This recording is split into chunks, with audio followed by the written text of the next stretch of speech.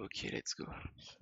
Alors, j'enregistre ça comme étant la deuxième ou troisième vidéo de comment je fais des cartes.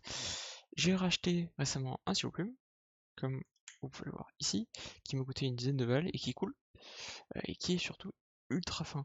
D'ailleurs, pouf, j'ai fait quelques croquis dont ce petit dragon, qui est ici, qui est mignon, qui est sympa. Bon.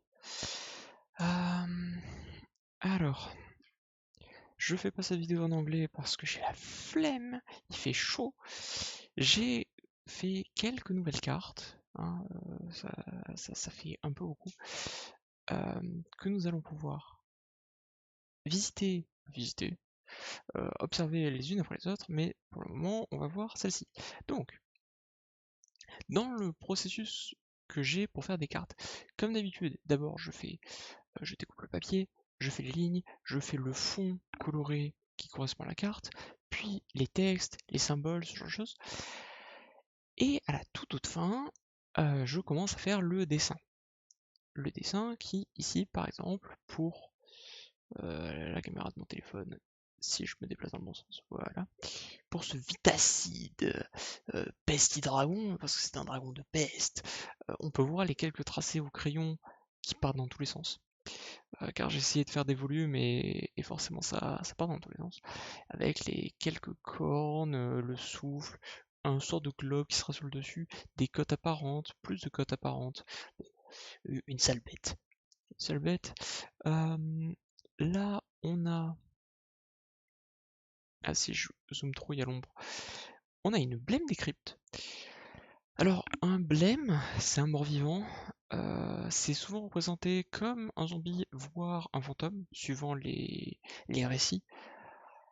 Bon, c'est un mort-vivant, hein, et des quelques histoires que j'ai trouvées un peu vieilles les décrivent pas très bien. Donc bon, on s'en fout, j'ai fait un squelette, j'ai mis des cristaux, la main est rigolote, et c'est à peu près tout. Alors ça c'est un sort que le joueur du deck m'a demandé, qui s'appelle Tourment de Grêle de Feu, qui, l'image de cette carte, parce que cette carte existe pour de vrai, l'image de cette carte n'est pas intéressante. On voit juste Nicole Bolas prendre une pause et un personnage se faire défoncer la gueule. Donc j'ai décidé de dessiner littéralement deux cadavres, un à droite qui a déjà subi le tourment de grêle de feu, et l'autre qui est en train de subir. J'avais prévu aussi de faire une mâchoire tout du long, sauf que parce qu'il m'a demandé de faire des cartes en noir et blanc, sans couleur, je vois mal comment le fond ne se mélangerait pas avec le devant. J'ai du mal, en tout cas.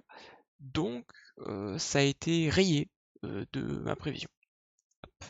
Et puis en dernier, nous avons un sort en mono noir qui, si vous avez déjà joué à MTG, vous reconnaissez sûrement le nom de cette carte, Sceau Impérial, qui pour un mana noir vous permet de mettre n'importe quelle carte sur le dessus de votre bibliothèque.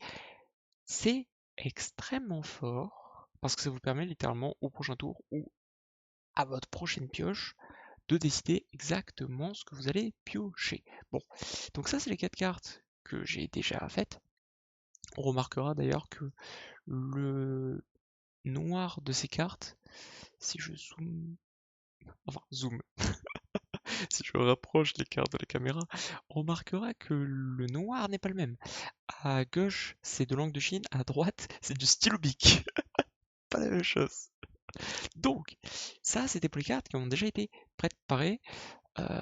Les étapes qui suivent, c'est évidemment gommer les traits au crayon, faire plus de dégradés et ou mettre des couleurs. Mettre des couleurs, ouais. Donc, on a quand même beaucoup de cartes à visiter. À visiter, c'est la deuxième fois que je fais cette erreur. Dont pas mal de cartes que j'ai faites moi-même de A à Z. Cette vidéo sera peut-être pas du dessin. Ce sera peut-être pas du dessin. Mais tant pis, on verra. On verra. J'ai pas de script, j'ai rien de planifié, j'ai juste envie de parler. Donc, cette carte s'appelle SB24 module de course. C'est un module, comme dans les films Star Wars, les modules du premier film, premier, deuxième film, je sais pas, où on voit justement ces courses dans le désert. Et donc on a les sortes de gros réacteurs du véhicule, le véhicule en lui-même avec un siège. J'ai essayé de faire un aileron dans le fond et des ailerons aussi sur les côtés, tac et tac. Et c'est une carte qui pour 6 de mana. C'est un artefact véhicule. Et il a célérité. Alors, véhicule, ça fonctionne comment? C'est-à-dire il a une valeur en bas de pilotage. Tu dois engager une carte qui a une force au minimum de 3 ou plusieurs créatures dont la somme des forces est 3 ou plus pour transformer cet artefact en créature. Une fois que c'est une créature, elle peut attaquer si elle fait quelque chose. Sinon, c'est littéralement un caillou sur le champ de bataille. Bon. Elle a célérité, ça veut dire que dès le tour où elle est jouée, si tu as de quoi claquer le pilotage, elle peut attaquer. Et elle a l'effet suivant qui est un peu long, qui, si la qualité de la caméra est pas trop dégueulasse, vous avez déjà pu le lire, au début de votre étape de fin, si SB module du course a infligé des blessures de combat à un joueur, le propriétaire de SB module course peut le mélanger dans sa bibliothèque. Et s'il le fait, il pioche autant de cartes que quoi? Que de blessures infligées à un joueur. Ça veut dire que quoi? Si, pour 6 de mana, tu peux piocher 5 cartes à la fin de ton tour. C'est fort, mais tu peux le booster. Tu peux piocher bien plus que 5 cartes à la fin du tour. Et vu que c'est à la fin du tour, vu que c'est à l'étape de fin, après peut-être que c'est au début de l'étape de fin, t'es quand même limité à 7 cartes dans ta main. J'ai pas prévu cette situation. Il faudra que je regarde. Bon. Ensuite, nous avons cette horreur dont le croquis ne me plaît pas du tout. Au point que j'ai dessiné un slime par-dessus, faut que je le gomme. Faut que je le gomme, il est dégueulasse. Pestilencieur, videur du tombeau. C'est une créature zombie et sorcier, 5/5, qui a un TX un peu long. Parade, sacrifier un permanent non terrain. Ça veut dire que pour le cibler, il faut sacrifier un permanent non terrain. À chaque fois que vous renvoyez une créature de votre cimetière sur votre champ de bataille, donc à chaque fois qu'il y a une résurrection, grosso modo, choisissez l'un. Exilez un permanent non ciblé, non terrain ciblé. C'est fort. Le joueur ciblé sacrifie un permanent non terrain. Ça veut dire que le joueur ciblé ne peut pas juste s'amuser à sacrifier un terrain qui, mettons s'il est autour 7, ne l'intéresserait plus. Non, il est obligé de sacrifier quelque chose qui lui est important. À moins qu'il joue des tokens. Mais ça arrive rarement. Ou piocher une carte, puis surveiller 2. Donc, soit un removal classique, soit un removal sans cibler, soit littéralement génération de ressources en plus.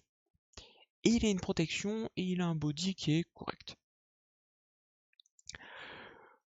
Frayeur du tombeau, qui est un rituel pour 2 de mana noire. C'est aussi une carte dont je voudrais refaire le croquis, bien qu'il me conviendrait. Les sortes d'ellipses qu'on voit en fond, j'ai pas fait tous les détails au crayon, parce que si je les fais... comment expliquer cela?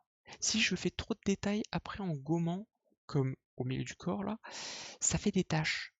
Et bien que si en mettant des couleurs on voit pas trop ça, c'est quand même moche, donc on évite. Mais dans l'idée, toutes ces ellipses ça devrait être des muscles, voire des yeux. Ça pourrait être sympa aussi des yeux. Donc, qu'est-ce que fait cette carte? Une créature ciblée qui a -3/-3 jusqu'à la fin du tour. Ça veut dire que si c'est une créature, même indestructible, qui a que 3 d'endurance, elle meurt. Quand cette carte est mise au cimetière depuis votre bibliothèque, par exemple en meulant la bibliothèque, vous pouvez mélanger votre cimetière à votre bibliothèque. C'est pas vous pouvez, c'est mélanger votre cimetière dans votre bibliothèque. Sachant qu'il y a un effet, notamment surveiller 2, qui dit que soit tu gardes les cartes au-dessus de ta bibliothèque, soit tu les envoies directement dans ton cimetière. Donc ça pourrait par exemple activer Frayeur du tombeau. Cet effet-là, l'effet secondaire de Frayeur du tombeau, il fait peut-être pas beaucoup de sens pour vous là maintenant, mais dans la mesure où c'est un deck mono noir dont le but est de se auto-meuler le deck, la bibliothèque, c'est bien parce que ça évite de perdre en ayant plus de cartes dans la bibliothèque. Ça remélange les cartes importantes qui ont déjà été utilisées. Ça a un défaut. Cependant, ça a un défaut. Il y a beaucoup de cartes dans le deck qui ont besoin des cartes dans le cimetière pour servir à quelque chose. Notamment celui qu'on vient de voir juste avant. S'il n'y a pas de carte à ressusciter, tu pourras jamais l'activer. Donc voilà, il faut euh, savoir où est-ce qu'il y a Frayeur du Tombeau pour l'envoyer dans le cimetière ou pas, si besoin est. Élixir d'immortalité, c'est le même délire que Frayeur du Tombeau, mais en artefact. 1 mana, artefact, 2, 1 couleur 2, l'engagez, vous gagnez 5 points de vie, et ensuite vous le mélangez et votre cimetière dans la bibliothèque de leur propriétaire. C'est simple. Le gros qui me plaît assez, c'est quelques livres sur une étagère avec une bouteille où on verrait un sorte de lézard bizarre dans une jarre, et une petite toile d'araignée, tout simplement. Euh, alors oui, oui le texte. Si j'arrive à ne pas bouger, voilà. Briseur des tabous, 5 de mana, 3-5, zombie sorcier. Hérédité, que j'expliquerai à la fin du texte, contact mortel, et à chaque fois que le briseur du tabou attaque, vous pouvez mettre sur le champ de bataille, sous votre contrôle, une carte de créature ciblée de votre cimetière engagée et attaquante. Excepté que c'est un zombie noir et qu'en plus, il a la menace. Si cette créature devait quitter le champ de bataille, exilez-la à la place de la mettre autre part. Ça veut dire que, à chaque fois qu'il attaque, tu ressuscites une créature, elle attaque en même temps, donc elle subit pas le mal d'invocation, et en plus de tout ça, elle a la menace, donc elle doit être bloquée par au minimum de créatures. Le seul défaut, si on peut vraiment appeler ça un défaut, c'est que si cette créature devait mourir à nouveau, elle va plus au cimetière, elle est exilée, elle est retirée de la partie. De la même façon que c'est de la mettre autre part. Ça veut dire que si la carte devait revenir à la bibliothèque, revenir dans la main, ou aller dans une nouvelle zone qui n'est pas encore définie dans le jeu, la carte est quand même exilée. Il n'y a pas d'échappatoire. Il n'y a pas d'échappatoire. Pour le Rocky, c'est une sorte de grosse créature dégueulasse qui vomit des zombies. On verra. Je suis pas très sûr de. Je suis pas très sûr de moi. C'est pas excellent. Je trouve pas c'est excellent. Alors, ça c'est de l'hindou. Ça veut simplement dire arbre-monde. Je n'ai plus la prononciation, donc on va éviter d'écorcher ce nom. Le croquis est correct. C'est un gros arbre-monde avec des montagnes et des bâtiments. Voilà, grosso modo. 4 de mana, artefact. Vous pouvez jouer des terrains depuis votre cimetière. Et engagez, choisissez une carte créature ciblée dans votre cimetière. Si vous n'avez pas lancé de sort ce tour-ci, vous pouvez lancer cette carte. N'activez que lorsque vous pourriez lancer un rituel. Ça veut dire qu'une fois par tour, vous pouvez engager cette carte pour avoir le droit de relancer une carte de votre cimetière qui est une créature. C'est un peu niche, ça te force quand même à payer le coup en mana, mais c'est fort. Et ça coûte que 1 mana de plus que qu'une autre carte qui a le même premier effet. Ensuite, je vais prendre un verre d'eau. Ensuite, je n'ai pas parlé d'hérédité, donc on va... Est-ce que cette carte a hérédité? Non. Donc on va revenir vite fait au briseur du tabou, à cette bête-là. Donc hérédité, si je prends mon pense-bête, qui est par ici, tac, tac, je vais dans le bon onglet, mot-clé, hérédité. Quand cette créature meurt, vous pouvez renvoyer une carte qui partage un type de créature avec elle, ciblée avec un coût converti de mana strictement inférieur au coût de la créature morte depuis votre cimetière dans votre main. Donc on va faire un truc, c'est un peu long. Et c'est un peu compliqué. Alors, si vous avez déjà joué MTG, ce mot-clé c'est littéralement juste Soulbound.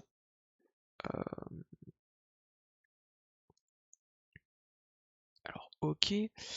Par contre, il me faudrait changer 2-3 trucs, notamment la taille de la police. Taille de la police. Opacité. Non. Propriété, sélectionner la police. Ah, voilà, 6, non, 11 peut-être. Alors, 11 c'est trop petit. 20, non. 48, par exemple. Ça, et on va scinder ça comme ça, tac, tac, tac, tac, tac, tac. Voilà, ok. Et on le met sur le fond noir, parfait. Polo, polo, polo, polo, polo. Parfait. Donc ça, c'est hérédité. Donc ce truc-là, là, c'est hérédité. En pratique, ça dit quoi? Parce que c'est quand même un gros texte pour pas grand-chose. Ça veut dire qu'à chaque fois qu'une créature meurt, comme le priseur du tabou, tu peux regarder une carte qui est soit zombie, soit sorcier, qui coûte 4, donc 5 strictement inférieur à 5, donc 4 ou moins, et la mettre dans ta main. Ça te permet de récupérer des ressources du cimetière et de les relancer si possible. Enfin, si le besoin est plutôt. Hop, ça c'est fait. Tac, tac, tac, ça on va simplement le cacher et on continue. Donc, cette carte, régalé du passage, cas de mana, artefact, équipement, empreinte. Quand il arrive sur une bataille, vous pouvez exiler une carte de créature de votre cimetière et la créature équipée acquiert toutes les compétences, toutes, de la créature exilée et gagne plus X plus Y, où X c'est la force et Y c'est l'endurance de la créature exilée. Et équipement Y. Ça veut dire quoi? Ça veut dire que tu prends une créature, tu l'exiles, tu le mets dans le régalet du passage, et la créature qui est équipée par le régalet du passage gagne tout de la créature qui a été exilée avec le régalet du passage. Ça te permet notamment, si tu veux faire des combos rigolos, d'avoir des créatures avec contact mortel, vol, piétinement et beaucoup de stats, parce que mine de rien, ça récupère les stats de la créature. C'est possible. Le seul bémol, c'est qu'il faut faire attention à l'endurance, parce que c'est ça qui va moduler le coût de l'équipement. Seul détail. Mais si tu trouves une créature qui a 1 d'endurance, ou 0, ça existe, ça existe, bah, ça peut faire une créature très forte. Oui, très forte. Réanimation, c'est une carte qui existe déjà. Un mana noir, rituel. Mettez ce champ de bataille sous votre contrôle une carte de créature ciblée depuis un cimetière. Vous perdez un nombre de points de vie égal à son coût converti de mana. J'ai besoin d'expliquer ça? C'est une résurrection, simple, bête et méchant, et tu perds autant de points de vie que le coût de la créature. Alors, ça c'est encore une carte d'équipement, et j'aime pas le dessin, faudra que je change, pas grave. On va faire polo polo polo polo polo polo polo. Ok. Donc, Vanterne, Regalia d'Agrax. C'est censé être une épée avec du vent tout autour. La créature équipée acquiert l'hérédité, ce truc-là, et acquiert aussi plus X ou X et son nombre de sous-types. C'est un artefact d'équipement qui coûte 2 et seulement 1 à équiper, donc il donne pas grand-chose, il est très peu cher, et généralement ça va donner plus 1 ou plus 2 de force à la carte. L'intérêt véritable, c'est que pour 1 mana, à chaque fois qu'une des créatures équipées meurt, ça va vous permettre de récupérer une carte de votre cimetière et la remettre dans votre main. C'est important. C'est littéralement une carte qui dit que à chaque fois que votre créature meurt, piochez 1 de votre cimetière, de votre choix en plus. C'est fort. On n'a pas l'impression parce que ça donne pas beaucoup de stats et que ça coûte pas cher, rien, mais c'est littéralement piochez 1 de votre choix de votre cimetière. Alors là, je me suis éclaté. Là, je me suis éclaté. Alors le sourire, le sourire qu'il y a là, peut-être qu'il dégagera, mais bon. Fiancé de rouille, 3 de mana, zombie, et c'est une 3-3. On va peut-être regarder le dessin avant de regarder l'effet. Donc le dessin c'est une zombie avec un voile, quelques fleurs, un bouquet de fleurs dont des lames en sortent, et alors la dague aussi là elle pourrait partir, elle n'a aucun intérêt. Et derrière elle est sur un très très grand transat, ou un coussin en gros. Voilà, grosso modo. Ah il y a une couronne d'épines aussi. Voilà. Hop. Pour l'effet, association d'âmes, ça veut dire que quand elle rentre sur le champ de bataille ou quand il y a une autre créature qui rentre sur le champ de bataille et que ni elle ni la créature ne sont liées, on peut lier les deux cartes. Enfin, associer les deux cartes. Et tant que elle est associée à une autre créature, les deux créatures ont le contact mortel et +1/+1. Mais c'est pas que! Quand cette créature associée meurt, donc quand le fiancé à la fiancée de Rouille meurt, alors d'une source qu'un adversaire contrôle, c'est-à-dire tu peux pas juste tuer le fiancé, hein, ça marche pas, c'est pas rigolo. La fiancée de Rouille se sacrifie et cet adversaire perd 3 points de vie. C'est-à-dire que si tu as le malheur de toucher Ulysse Bando de la fiancée de Rouille, elle va te le faire payer, quoi qu'il arrive, quoi qu'il advienne. Et 3 points de vie sur une partie où tu démarres avec 20, sachant que tu ne peux pas réduire les paiements en points de vie, c'est cher, c'est très cher. Précepteur diabolique, c'est une carte qui existe déjà, 2 de mana, rituel. Cherchez une carte, n'importe quelle carte, hein, dans votre bibliothèque, mettez cette carte dans votre main, puis mélangez. On notera, dans les faits, qu'il n'y a pas besoin de révéler la carte à un adversaire. C'est tout l'intérêt de Précepteur diabolique. C'est très fort. C'est une carte qui dit littéralement piochez un de votre choix et vous gardez toujours la surprise. C'est vraiment bien. Pour le dessin, on a un personnage qui est en train de perdre au poker avec 2 démons qui lui disent de mais double, pari double, rajoute 2 fois plus de jetons, la prochaine fois ça va bien se passer, vas-y, vas-y, alors qu'il lui reste une pièce. Bref.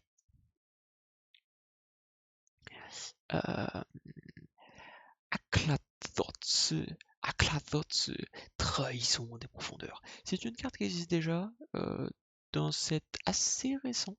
C'est une chauve-souris, dieu, vol, lien de vie, 4/4. Pour le dessin, j'ai fait une chauve-souris avec beaucoup de bras et des sortes de céramique qui lui sortent du corps. Voilà. Et quelque chose que je vais sûrement colorier, un sorte de rayon de lumière qui part vers le haut. Pour l'effet, oh boy, c'est la carte qui a le plus de lignes que j'ai écrites jusqu'alors. On va y aller doucement. À chaque fois que cette chauve-souris attaque, chaque adversaire se défausse d'une carte. Pour chaque adversaire qui ne peut pas le faire, vous piochez une carte. À chaque fois qu'un adversaire se défausse d'une carte de terrain, créez un jeton de créature 1/1 chauve-souris noire avec le vol. Donc, soit il se défausse, soit tu pioches, et si il se défausse d'un terrain, tu crées un truc. Rien que ça, c'est fort. On rajoute par-dessus que, quand il meurt, tu le renvoies sur le champ de bataille, transformé, engagé, sous le contrôle du propriétaire. Donc même s'il a été capturé par un adversaire, il respawn transformé sur le champ de bataille sous le contrôle de son propriétaire. Et la transformation, c'est Temple des Morts. C'est un terrain, tu peux l'engager pour produire du mana noir, mais l'effet le plus intéressant, c'est que pour 3 de mana, tu peux l'engager, le transformer, et tu peux le faire que si un joueur a une carte ou moins en main, et seulement durant ton tour. Ça veut dire que si tu as activé suffisamment l'effet de cette chauve-souris, et qu'il y a au moins un adversaire qui a une ou 0 carte en main, au tour d'après, tu peux réinvoquer le monstre. Et tu peux boucler. Ça veut dire que tant qu'il n'est pas exilé ou renvoyé dans la main, bibliothèque ou autre, ou directement envoyé dans le cimetière, ça existe. Parce que mourir, ça implique qu'elle a été détruite, hein, pas déplacée au cimetière. Tu peux le ressusciter. Voilà. Pour le Temple des Morts, pour le dessin, on notera que c'est un pilier avec une sorte de statuette en forme de chauve-souris, avec une lune et des chauves-souris qui lui tournent autour, ainsi qu'un muret avec des runes dessus. Voilà. Et pour la dernière carte qui a été planifiée jusqu'alors, nous avons Manœuvre Sépulcrale, qui est une carte éphémère. Je suis en train de perdre mon souffle. Il fait tellement chaud que je suis en train d'en perdre mon souffle. C'est fou! Ça m'est pas arrivé souvent, ça. Ok. La carte dit lancez 2 d10 et choisissez un des 2 résultats.